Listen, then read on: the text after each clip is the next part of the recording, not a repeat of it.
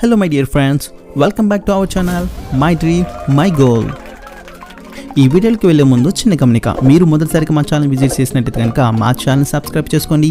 అలాగే పక్కన ఉన్న బెల్ ఐకాన్ నొక్కడం ద్వారా మేము పెట్టే వీడియోస్ మొదటగా మీరు పొందవచ్చు. ఇంకెందుకు ఆలస్యం, లెట్స్ స్టార్ట్ అవర్ వీడియో.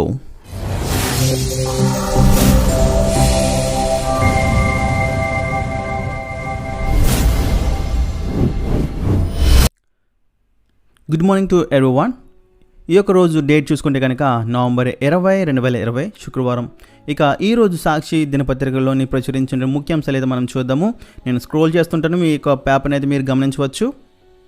ఇక మొదటగా ఈ యొక్క ఆర్టికల్ చూస్తుంటే పాడి పండుగ అని చెప్పేసి ఒక ఆర్టికల్ అయితే చూడొచ్చు. వైఎస్ఆర్ ఆసరా చేయూతను మహిళలకు 26న పాడి పశువుల పంపిణీ అని చెప్పేసి ఒక ఆర్టికల్ అయితే చూడొచ్చు. మనం ఇక్కడ ఆవులు గేదెల కోసం అత్యధిక ఆప్షన్లు అయితే రావడం అయితే జరిగింది. ఇక రానున్న రోజుల్లో కూడా ఈ ఆర్టికల్ అయితే మనకి అవసరమైన రీతిగా ఉంటుంది కాబట్టి దీనికి ఒకసారి చూడండి.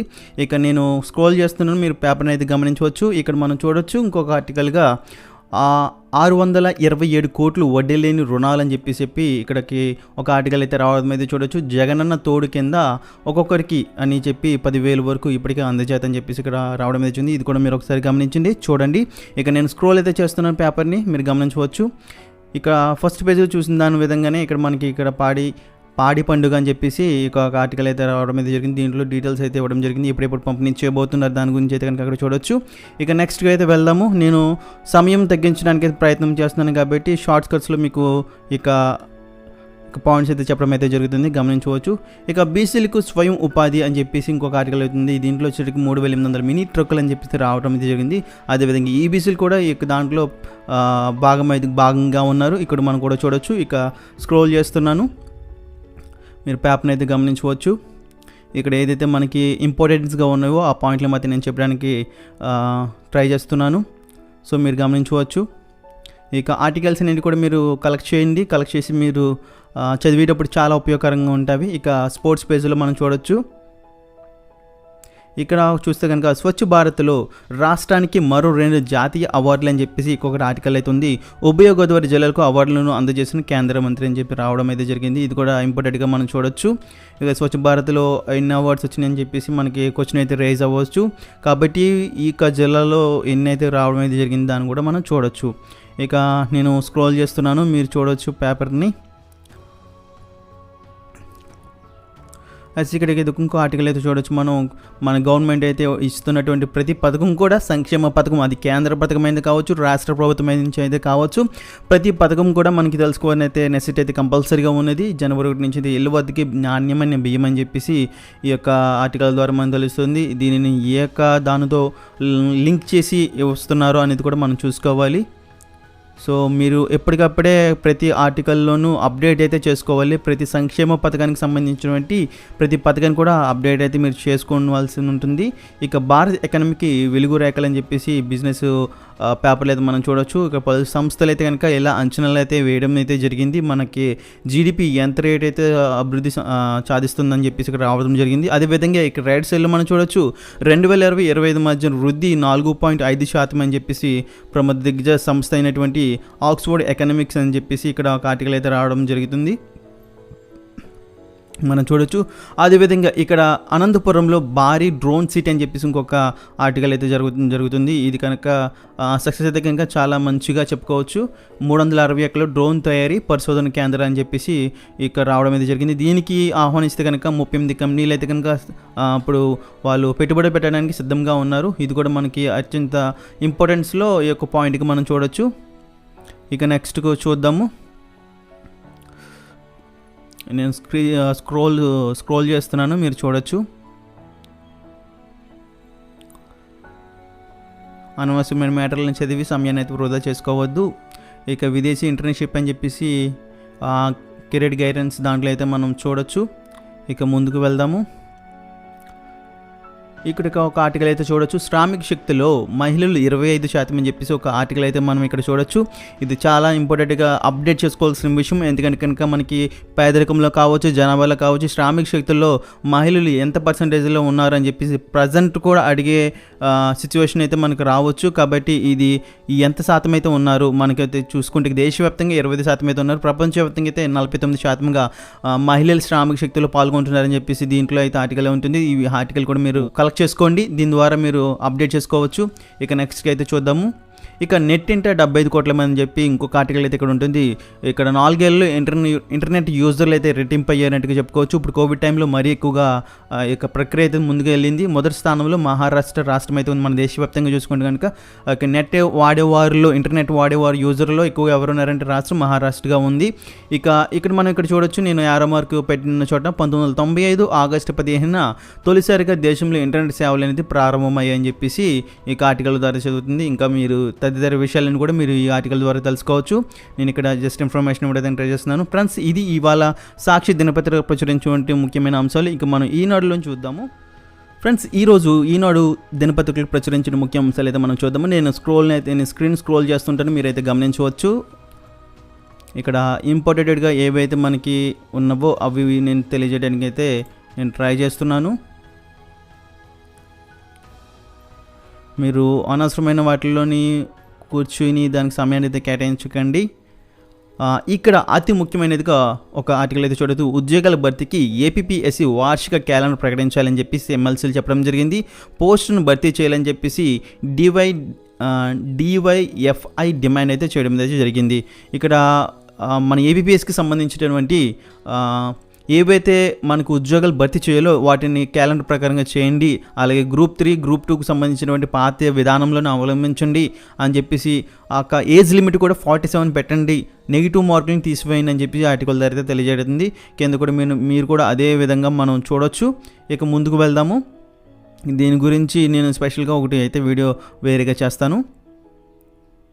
ఇక స్క్రోల్ చేస్తున్నాను, మీరు గమనించవచ్చు పేపర్ని. నేను టైం సేవ్ చేయడానికి అయితే ఇక షార్ట్కట్లు చేయడానికి అయితే ఇంకాను ఫాస్ట్గా చేస్తున్నాను, మీరు గమనించవచ్చు. ఇదే విధంగా ఇక్కడ ఇంకొక ఆర్టికల్ అయితే చూడొచ్చు. జాతీయ స్థాయి ఉత్తమ మెరైన్ జిల్లాగా కృష్ణా అనేది రావడం అయితే జరిగింది. ఆక్వా ఉత్పత్తుల్లో రాష్ట్రం ప్రథమంగా మనం ఈ కృష్ణా జిల్లాను అయితే మనం చూడొచ్చు. ఇది కూడా మీరు అప్డేట్ చేసుకోవాల్సిన అగ్రికల్చర్ సెక్టర్లో వచ్చినటువంటి ఉత్తమ మెరైన్ జిల్లాగా ఏదైతే ఉందని చెప్పేసి మన క్వశ్చన్ అయితే రైజ్ అవ్వచ్చు. కృష్ణా జిల్లాగా మనం పెట్టుకోవాలి. ఇక్కడ తెల్ల బంగారం అని చెప్పేసి భారం ఆర్టికల్ అయితే తెలియజేస్తుంది. మనం వెంటనే గుర్తొచ్చేసి వెళ్ళి నల్ల బంగారం ఏంటి, తెల్ల బంగారం ఏంటి, అసలు వాట్ ఈస్ అన్నప్పుడు మనకి పత్తి అని తెలిసిపోవాలి. మనకి సాధారణంగా రెవల్యూషన్ వచ్చినాయి కదండి, హరిత విప్లవం కంపల్సరీగా వీటి గురించి అయితే రావడం జరిగింది. ప్రతి ఒక్క టైటిల్ని కూడా మీరు దీర్ఘంగా ఆలోచించాలి. దాని ద్వారా మనకి క్వశ్చన్స్ అయితే కనుక చాలా ఈజీగా గుర్తుండడానికి అవకాశం అయితే ఉంటుంది. ఇక్కడ మన స్పోర్ట్స్ పేజ్లో చూడొచ్చు, మనకి అంతగా ఉపయోగపడినటువంటి అంశాలు అయితే లేవు, జస్ట్ తెలుసుకోవాల్సిన అంశాలు అయితే ఉన్నవి. ఇక మనం స్క్రోల్ చేస్తాము, మీరు చూడొచ్చు. ఇక్కడ ఒక ఆర్టికల్ ద్వారా అయితే మనం చూడొచ్చు, భారత్లో ముడుపులు ముప్పు ఎక్కువే అని చెప్పేసి ఇక ఆర్టికల్ ద్వారా తెలుస్తుంది. ట్రేస్ సూచిలో 77వ స్థానానికి పరిమితం అని చెప్పేసి ఇక ఆర్టికల్ ద్వారా తెలియజేస్తుంది. ఇక్కడ మనం పక్కన పొరుగు దేశాలు అంటే చైనా, పాక్ దేశాలు మనకంటే ఎక్కువ లంచాల పెడతా ఉన్నది. ఇది ఏంటంటే కనుక లంచాల కోసము చేసినటువంటి సర్వే నిర్వహించిన దాంట్లో 77వ స్థానానికి అయితే కనుక ఇండియా రావడం అయితే జరిగింది. దానికి సంబంధించిన మరిన్ని వివరాలు ఇంకా పక్కన ఉన్న దేశాలు, అదేవిధంగా నెంబర్ 1 దేశాలు అవన్నీ కూడా మనకి ఎన్ని పార్టిసిపేట్ చేసినాయి, ఎవరికి ఎన్ని స్థానాలు వచ్చినాయి చెప్పి మీరు ఇక బాక్స్లో అయితే చూడొచ్చు. ఇక నేను స్కిప్ చేస్తున్నాను, చూడండి. ఇక నెక్స్ట్ పోతే కనుక 24 గంటల్లో 8.90 లక్షల కాపీలు అమ్ముడవే అని చెప్పేసి రికార్డ్ స్థాయిలో ఒబామా పుస్తకాలు ఇక్కడ మనం చూడొచ్చు. ఏ ప్రామిస్డ్ ల్యాండ్ అని చెప్పేసి మనం ఫ్యూ డేస్ బ్యాక్ మనం చెప్పుకున్నాము. ఈ కాపీస్ అయితే కనుక 24 అవర్స్లోనే అమ్ముడైపోయిన ఆర్టికల్ అయితే మనం చూడొచ్చు. ఇక ముందుకి నేను స్క్రిప్ట్ చేస్తున్నాను, చూడండి. ఇక్కడ ఇంకొక ఆర్టికల్ ఇంపార్టెంట్గా చెప్పుకోవచ్చు, ఇది కరెంట్ అఫైర్స్లో అతి ముఖ్యంగా అయితే చెప్పుకోవచ్చు. సఫాయి మిత్ర సురక్ష ఛాలెంజ్ అని చెప్పి ఒక పథకం అయితే నిన్న అంటే గురువారం రావడం అయితే జరిగింది. ఏప్రిల్ నాటికి 243 నగరాల్లో ఈ యొక్క సఫాయి మిత్ర సురక్ష ఛాలెంజ్ అయితే కనుక అమలు చేయాలని చెప్పి ఇక్కడ ఆర్టికల్ ద్వారా తెలియజేస్తుంది. ఇది సెంట్రల్ గవర్నమెంట్ విడుదల చేసింది. వరల్డ్ టాయిలెట్ డే సందర్భంగా ఈ యొక్క పథకం అయితే కనుక ప్రారంభించడం అయితే జరిగింది.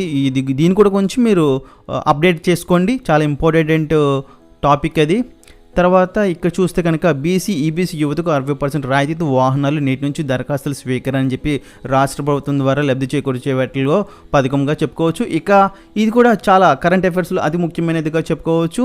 నిర్మాణంలో అతి పొడవైన రైల్వే ప్లాట్ఫామ్. ఇప్పటి వరకు మనం చూసుకుంటే కనుక ఉత్తరప్రదేశ్లో ఉన్నటువంటి గోరఖ్పూర్లో ఉన్నటువంటి రైల్వే ప్లాట్ఫామే ప్రపంచంలోనే అతి పొడవైనటువంటి రైల్వే ప్లాట్ఫామ్గా చెప్పుకోవచ్చు. దీని మనం పొడవు వచ్చేసరికి చూసుకుంటే కనుక 1366 మీటర్లుగా చెప్పుకోవచ్చు. కానీ ఇప్పుడు కట్టుతున్నటువంటి హబల్లిలో ప్రపంచంలో అతిపెద్ద పొడవైన రైల్వే ప్లాట్ఫామ్గా మారనుంది. ఇది దీని గురించి చూసుకుంటే కనుక ఇది ఫస్ట్ కనుక అనుకున్నది 1400 మీటర్లు ఇది పొడవును ఉన్న రైల్వే ప్లాట్ఫామ్గా కట్టాలి అని చెప్పేసి అనుకున్నారు. కానీ ఇప్పుడు చూసుకుంటే కనుక 1505 మీటర్లకు పెంచబడుతుంది ఇది. అదేవిధంగా దీని 90 కోట్ల వ్యయంతో ఖర్చు పెట్టి కడుతున్నారు. ఇది కనుక ఇది యాక్చువల్గా వీళ్ళు పెట్టిన డేట్ ఏంటంటే వచ్చే 2021 జనవరి కల్లా ఇది పనులు పూర్తి చేయాలని చెప్పేసి ఇది యొక్క తయారు చేసే వాళ్ళు అయితే కనుక అంటున్నారు. సో ఇది కనుక నిర్మాణం పూర్తి అయిపోతే కనుక 2021 జనవరి కల్లా ఇది పూర్తి అయిపోయి అమల్లోకి వస్తే కనుక ప్రపంచంలోనే అతి పొడవైనటువంటి రైల్వే స్టేషన్ హబూల్లోనే ఉన్నట్టుగా చెప్పుకోవచ్చు. దీని పొడవు వచ్చేసరికి 1505 మీటర్లుగా ఉంటుంది. సో ఇది కంపల్సరీ మీరు అప్డేట్ చేసుకోవాల్సిన విషయము. ఇక ముందుకు వెళ్దాము. నేను స్క్రోల్ చేస్తున్నాను, మీరైతే చూడొచ్చు. ఇక ఇది మరొక విషయము ఈరోజు చూసినట్లో ఇళ్ల స్థలాలకు డీ పట్టాలని చెప్పేసి ప్రభుత్వ నిర్ణయంతో అధికారుల్లో హడాబడి అని చెప్పేసి ఒక ఆర్టికల్ అయితే రావడం జరిగింది. ఇప్పుడు ప్రభుత్వం అయితే కనుక చాలామంది కూడా పూర్ పీపుల్స్ ఎవరైతే ఉన్నారో వారందరూ కూడా అర్జీలు పెట్టుకున్న వారు, దరఖాస్తులు పెట్టుకున్న వారు ప్రతి ఒక్కరు కూడా ఇళ్ల పట్టాలు అయితే ఇవ్వడం జరిగింది. ఇక్కడ మనం గుర్తుగా పెట్టుకోవాల్సింది ఏంటంటే కనుక ఈ ఇళ్ల స్థలాలు ఏ యొక్క పట్టాలు ఇవ్వబడుతుందంటే ఫామ్ డి అని చెప్పుకోవచ్చు. ఇదేంటే డీ పట్టాలుగా చెప్పుకోవచ్చు. ఈ డీ పట్టాలు అని ఏంటంటే వారసత్వంగా వారి యొక్క కుమారులు కానీ కుమార్తెలు వెళ్ళబడుతుందిగా తప్ప ఇది వేరే వాళ్ళకి విక్రయించడానికి అయితే అవదు.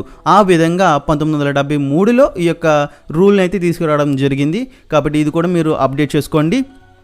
అండ్ ఇంకా ముందు స్క్రోల్కి అయితే కనుక నేను స్క్రోల్ చేస్తున్నాను, మీరు చూడొచ్చు. ఇక్కడ ఇంకొక ఆర్టికల్ అయితే రావడం జరిగింది. రాష్ట్రపతి రచనలను ఆవిష్కరించిన రాజ్నాథ్ అని చెప్పేసి మన ప్రెసిడెంట్ గారు అయితే కనుక 2 బుక్స్ అయితే రిలీజ్ చేయడం అయితే జరిగింది. రిపబ్లిక్ ఎథిక్, లోక్ తంత్ర కే స్వర్ అని చెప్పి 2 పుస్తకాలు అయితే కోవింద్ గారు అయితే రాజ్నాథ్ కోవింద్ గారు అయితే విడుదల చేశారు. దీన్ని కూడా మీరు అప్డేట్ చేసుకోవాల్సిన విషయము. అండ్ బుక్స్ సంబంధించిన పేర్లు కూడా మీరు గుర్తుపెట్టుకోవాలి. అండ్ ఈ ఆర్టికల్ అయితే మీరు కలెక్ట్ చేసుకోవాలి. ఇక నేను పేపర్ని అయితే స్క్రోల్ చేస్తున్నాను. ఇంపార్టెంట్ ఏవైతే ఉన్నాయో దానికోసమే నేను ఇక వీడియో అయితే చేస్తున్నాను. సో మీరు చూసి లైక్ చేయండి, సబ్స్క్రైబ్ చేయండి, అలాగే ఫ్రెండ్స్ కూడా షేర్ చేయండి. ఇక మనం చూసుకుంటే కనుక లాస్ట్ ఆర్టికల్ ఒకటి ఉంది. మహిళా ఉద్యోగులు 20% ఆల్రెడీ ఇందుకు ముందు చెప్పుకున్నాం. ఇది ఈనాడు పేపర్ కూడా ప్రచురించారు. ఇక్కడ డీటెయిల్స్ అయితే ఇవ్వడం అయితే జరిగింది. దేశంలో ఉద్యోగుల మహిళల వాటా, మొత్తం వ్యాపారస్తుల మహిళలు, దేశంలో ఎంఎస్ఈఎంల సంఖ్య, మహిళలు నిర్వహిస్తున్న ఎంఎస్ఎంఈల సంఖ్యగా ఇక్కడ పర్సంటేజ్గా మనం ఇక్కడ చూడొచ్చు. సో ఇది కూడా మీరు అప్డేట్ అయితే చేసుకోండి. దేంట్లో మనకి ఏ విధంగా వచ్చినా సరే మనకేంటంటే కాన్సెప్ట్ అయితే మనకు అర్థం కావాలి. అదేవిధంగా మనకి కంటెంట్ అయితే కనుక అప్డేట్ చేసుకుని రాసుకుంటూ ఉండాలి. అదే మనకి ఇక లాస్ట్ పేజ్ ప్రతిభ పేజ్కి అయితే రావడం జరిగింది. చాలా ఇంపార్టెంట్గా పేపర్గా ఇవాళ చెప్పుకోవచ్చు.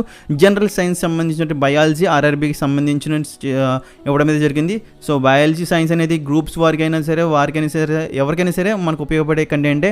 సో దీనికి సంబంధించిన జనరల్ సైన్స్ అండ్ బయాలజీ సంబంధించినటువంటి పేపర్లో ఉన్నటువంటి ప్రతిది కూడా మీరు చదవాల్సిందిగా ఉంటుంది. ఇక నెక్స్ట్ మాదిరి ప్రశ్నలు చాలా ఉపయోగపడేవి. మనం చదివినది ఎంతవరకు మనం గెయిన్ చేసామనేది తెలియజేసేవే ఇక మాదిరి ప్రశ్నలు. ఇక కిందకు చూసుకుంటే కనుక ఇండియన్ ఎకానమీ పోటీ పరీక్షలు ప్రత్యేకమని ఇవ్వడం అయితే జరిగింది. మన ఇండియన్ ఎకానమీకి సంబంధించి ఎంత చదివినా సరే తక్కువ అని చెప్పుకోవచ్చు. ఎందుకంటే అప్డేట్ అవుతూనే ఉంటాయి అండ్ మనం మర్చిపోతూనే ఉంటాము. కాబట్టి తప్పనిసరిగా చదవాల్సిన విషయాలు ఇవి. ఇక్కడ చూస్తే కనుక పారిశ్రామిక విధానాలని చెప్పేసి ఇక్కడ రావడం అయితే జరిగింది. అండ్ ఎకానమీలో చాలా చాలా ఇంపార్టెంట్ ఇవి. అండ్ 1956 సంబంధించిన పారిశ్రామిక విధానం గురించి కానీ ఇంకా పారిశ్రామిక విధానంలో ఏవైతే తీర్మానాలు ఉన్నాయి, మినహాయింపులు ఉన్నవి, అదేవిధంగా వారికి రూల్స్ అండ్ రెగ్యులేషన్స్ ఏమైతే ఇచ్చారు అనే దాని గురించి కూడా మీరు ఇక పేపర్లు అయితే చూడొచ్చు. ఫ్రెండ్స్ ఈరోజు ఈ విధంగా మనకి ఈనాడు పేపర్లో ప్రచురించిన అంశాలు అయితే మనం చూసాము. ఫ్రెండ్స్ ఈ యొక్క వీడియో కనుక మీకు నచ్చినట్లయితే లైక్ చేయండి, షేర్ చేయండి, సబ్స్క్రైబ్ చేయండి, అలాగే మన ఛానల్ని సపోర్ట్ అయితే చేయండి. Have a nice day. Thank you and all the best.